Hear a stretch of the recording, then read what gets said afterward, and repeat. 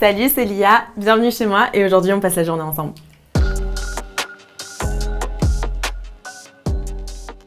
J'aime bien bosser le matin, genre je me lève vers 8-9h, je bosse direct en fait. Genre je traite mes mails, je fais les trucs les plus importants, je bosse sur des projets et tout. Et ensuite, j'aime bien prendre une pause. Une fois que je sens que ça chauffe trop, je prends une pause, je marche pendant 1 heure, je mange et après je recommence à bosser un peu avant d'aller m'entraîner. Et après le soir, si je suis pas trop KO, je recommence à bosser un peu aussi. Sur des trucs un peu plus simples qui vont pas me demander trop d'énergie. Est-ce que ça va détailler un petit peu? Yamawa, bonjour, est-ce que tu peux te présenter? Je suis bloquée. À chaque fois qu'on a une interview, genre je sais pas quoi dire quand on me demande de me présenter. Dès que ça te concerne, c'est un peu. Ouais, de ouf. Je suis Lia, j'ai 30 ans, je suis athlète de haut niveau en force athlétique, doublement championne du monde en 63 et moins de 69 kg avec des records du monde aussi, que ce soit au squat, au deadlift ou au total.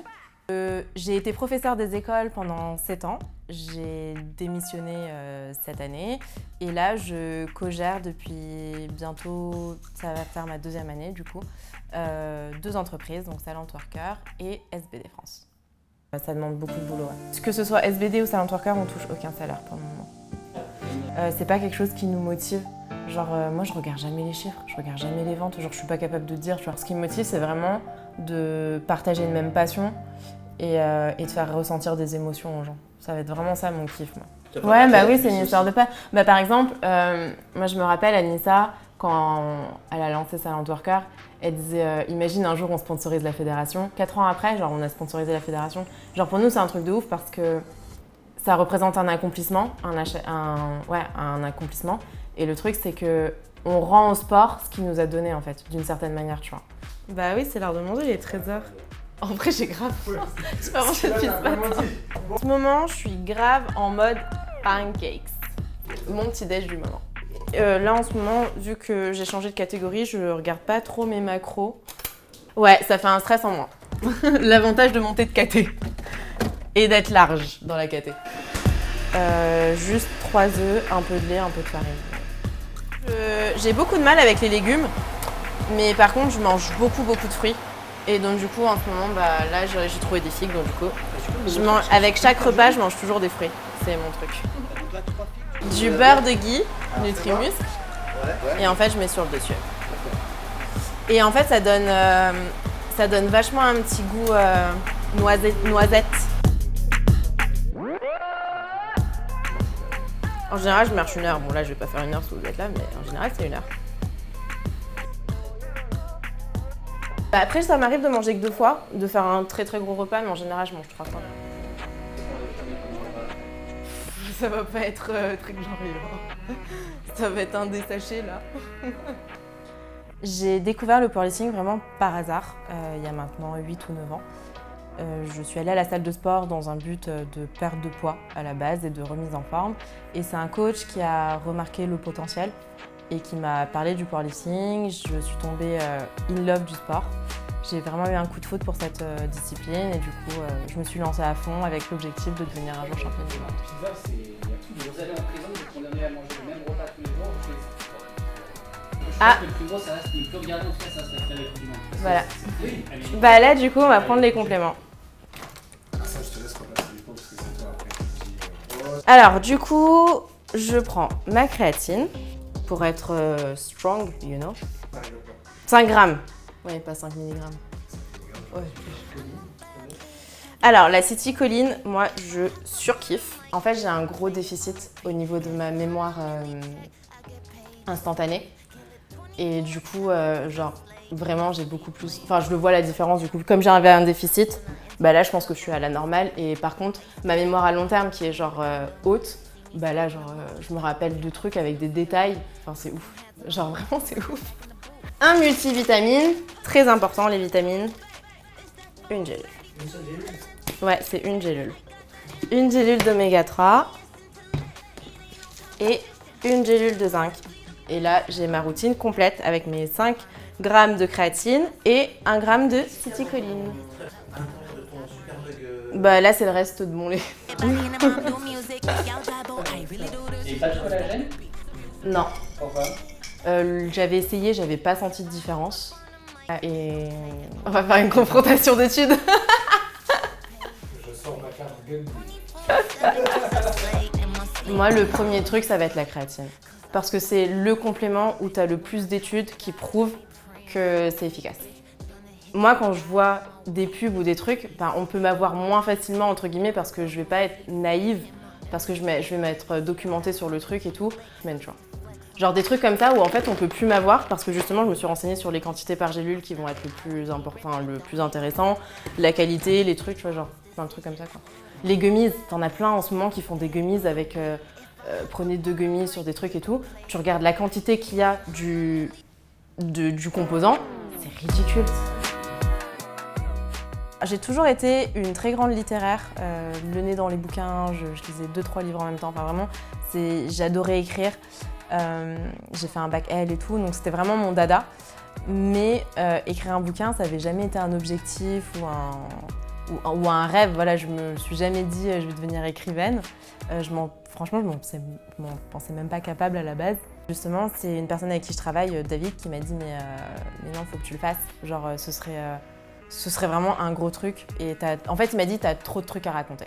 Genre, il faut que tu écrives un bouquin parce que t'as trop de trucs à raconter sur plein de sujets différents, que ça soit à titre personnel, sur ta carrière sportive et tout. Et donc du coup, l'idée elle est née comme ça. Là il est 15h bientôt, donc on va pouvoir y aller. À la base, je faisais pas du tout de sport. Les étapes clés, du coup, ça a été dès le début, je me suis donnée à fond, donc je suis passée genre de 0 entraînement à 3, puis 4, puis 5 entraînements par semaine, vraiment focus powerlifting. Et en fait, j'ai fait ma première prépa pour me qualifier pour les championnats de France. Alors, c'était ma première et dernière année junior, j'ai fait qu'une année. Donc, pour me préparer pour ces championnats de France junior. Et j'avais Virginie Clisson, qui était l'athlète principale à affronter. Et pendant une année, j'ai grave stressé. Je voulais même aller dans une autre caté juste pour l'éviter parce que je me disais, ouais, elle est trop forte, je vais jamais gagner contre elle et tout. Et au final, j'ai gagné. J'ai gagné mon premier titre de championne de France.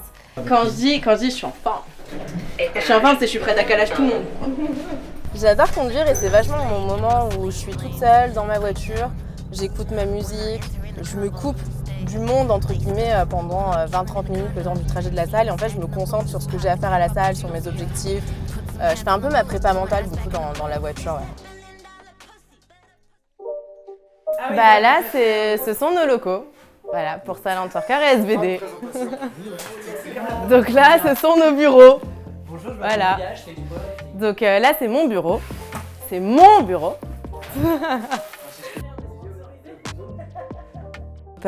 J'ai pas voulu faire tout de suite la compétition internationale parce que je me sentais pas du tout les épaules pour. Je venais de découvrir mon trouble autistique, donc j'avais vraiment d'autres problèmes à gérer à côté. Et je voulais prendre en expérience aussi sur la scène nationale. Donc du coup, j'ai fait 2 autres titres de championne de France en Open.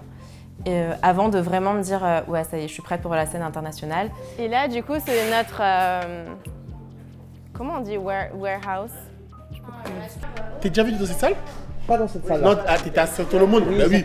Mais c'était notre stock, c'était juste le petit bureau. Là, on est sur 4 fois plus grand. Maintenant, ça se joue tellement sur des détails qu'il faut retirer tous les paramètres annexes. Et, un centre d'entraînement maintenant qui se veut digne de ce nom, il est obligé d'avoir et un rack Eleco et un rack Rogue. Les conditions d'entraînement là, ils sont vraiment idéales. De musique qui va vraiment me calmer, me poser et me recentrer pour me fixer sur ce que j'ai à faire au lieu de m'éparpiller, d'être dans l'émotion, dans le surexcitement et de perdre ce contrôle. C'est ce qui va vraiment m'aider à me recentrer dès que je suis un peu face au mur. J'ai fait mes premiers championnats du monde juste avant le Covid où j'ai fini 3e mondial avec mon premier record du monde au squat qui était à l'époque à 188 kg. Et ça a été la première fois qu'une athlète, donc c'était Carola Gara, une italienne, passait la barre des 500 kg de total en moins de 63 et c'était juste un truc énorme qui n'avait jamais été fait dans l'histoire du powerlifting. Et quand je l'ai vue faire, je me suis dit si elle le fait, je peux le faire.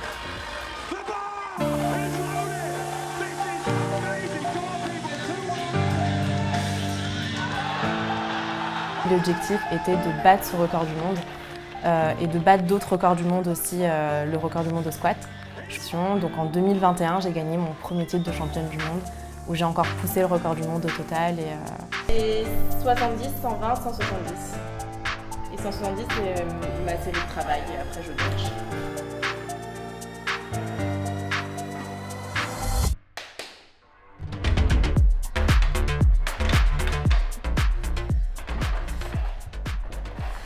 Euh, 2022 a été une année compliquée où j'ai fait aucune compétition internationale.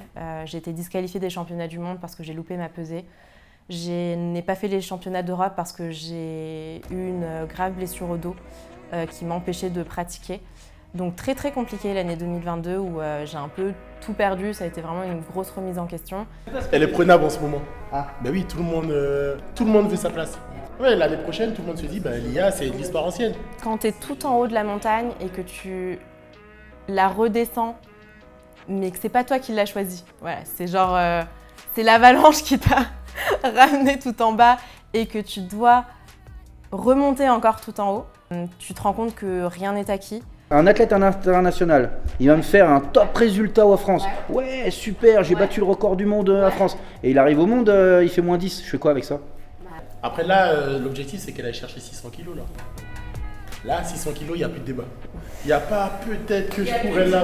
Ouais, peut-être que je pourrais la battre si elle n'est pas en forme ou... Non. Donc ça m'a beaucoup appris sur beaucoup de choses. Une carrière, ça se construit, qu'il y a des hauts, qu'il y a des bas. Et qu'un athlète, c'est plus que juste des titres et des records. Pour revenir justement plus forte de cette expérience encore, en 2023, où j'ai gagné mon 2e titre mondial dans une autre caté, chose qui n'avait jamais été faite en France et dont je suis très fière. Voilà. J'ai dit parfois il faut savoir laisser le bon pour savourer le meilleur. En gros, j'ai fait le choix de ne pas faire les championnats de France et les championnats d'Europe pour me concentrer sur quelque chose de beaucoup plus gros à l'heure actuelle. Donc c'est un choix. C'est quand les mondes déjà? Les mondes, c'est en juin après. Donc j'ai un peu de temps. Mais c'est Sheffield avant. La première barre, comme ça. Elle est bien, Je suis repartie en mission. J'ai 2 nouveaux objectifs vraiment que je veux réaliser avant de prendre ma retraite sportive. Donc ouais, là je suis repartie en mission encore plus forte et encore plus riche en fait d'expérience. Ouais.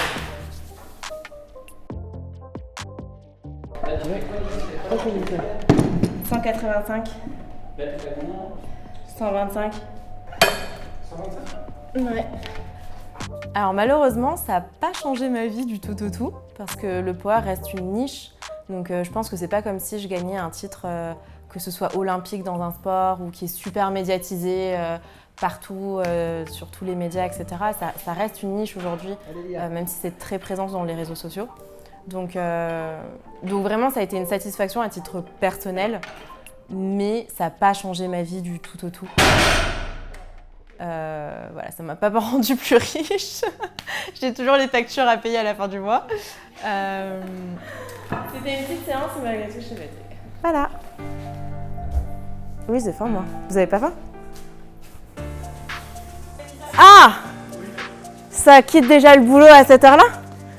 18h25. Avec ton gros corps là. Ah ouais. Hey, il y a un truc, il y a un éclair pour toi.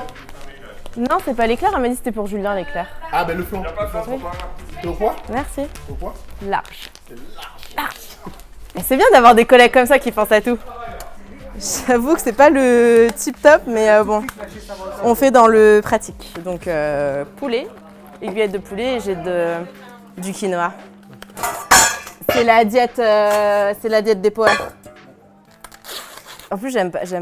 Franchement, je sais pas si j'ai envie que tu montes ça parce que c'est vraiment pas normalement ce que je mange le poulet.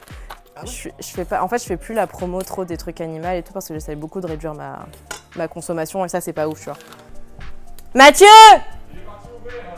C'est lui qui a mangé mes glaces! Bon appétit! En vrai, j'aime bien. J'adore le quinoa. J'adore me faire des salades de quinoa aussi. C'est trop bon. En plus, c'est riche en fibres. Il y a des protes. Tu sais que c'est l'un des desserts les moins caloriques. Là, je mange En général, je vais marcher après. Et après, je rebosse avec Anissa sur certains trucs. Voilà. Et voilà, fin de tournage. J'espère que vous avez passé un bon moment avec moi et à bientôt!